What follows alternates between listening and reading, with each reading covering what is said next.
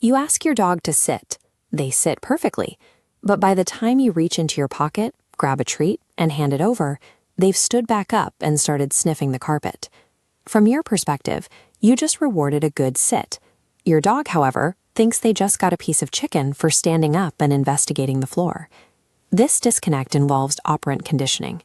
Decades of animal behavior research show that positive reinforcement, offering rewards for desired actions, remains the most effective way to teach. But there is a catch. Dogs live strictly in the immediate present. They lack the cognitive capacity to connect a current reward with an action they finished 5 seconds ago. There is a merciless biological time limit to make that association. If you miss a specific window of about 1.5 seconds, you can accidentally teach your dog the wrong lesson entirely. Successful training relies almost entirely on the exact fraction of a second you deliver a reward, rather than the specific type of reward you use. To understand the mechanics, we'll call time zero the exact millisecond your dog successfully completes the physical action you asked for. Between 0.5 and 1.5 seconds after that action, delivering a treat triggers a massive flood of dopamine in the canine brain. This specific chemical release instantly stamps the memory. It links the physical sensation of sitting directly to the pleasure of the reward. But once the 3-second mark passes, that neurochemical opportunity evaporates. The brain stops tying the treat back to time zero. This leads to accidental reinforcement. The dopamine surge bonds to whatever random, unrelated action the dog happens to be doing at that 3-second mark. When a dog seems stubborn or confused, it rarely points to a lack of intelligence. It usually signifies that a human handler's reflexes missed that neurochemical window. Beating a 1.5-second biological clock is physically difficult. Human reaction times and clunky treat bags often simply fail to keep up with the dog's rapid processing speed. Trainers use secondary reinforcers to navigate these physical limitations.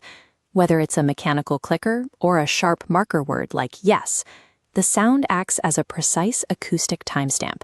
It identifies the dog's exact movement as correct within a half second. This acoustic mark anchors the memory instantly. It buys you several seconds to deliver the physical treat without breaking the dog's association with the original command. This chart shows the number and duration of training trials plotted against the age of domestic dogs. The data confirms that carefully timed conditioning remains effective across varying ages and training histories. The clicker functions as a synchronization tool, linking slow human reflexes to the rapid neurochemistry of the canine brain. When you consistently hit that optimal window, your dog's mindset shifts. Confusion gives way to clear, confident cause and effect communication. This consistency builds positive anticipation. Because the timing is reliable, the dog eagerly works for the possibility of a reward, rather than demanding to see the food up front. Once the timing association is locked in, you can introduce intermittent reinforcement. By delivering rewards unpredictably, you maintain high engagement even when rewards are given only occasionally. Contrast this precision with outdated methodologies, which frequently relied on slow, ambiguous human interventions and prolonged corrections. This exact rule allows trainers to move from basic obedience into highly complex multi-step tasks and intricate behavior shaping.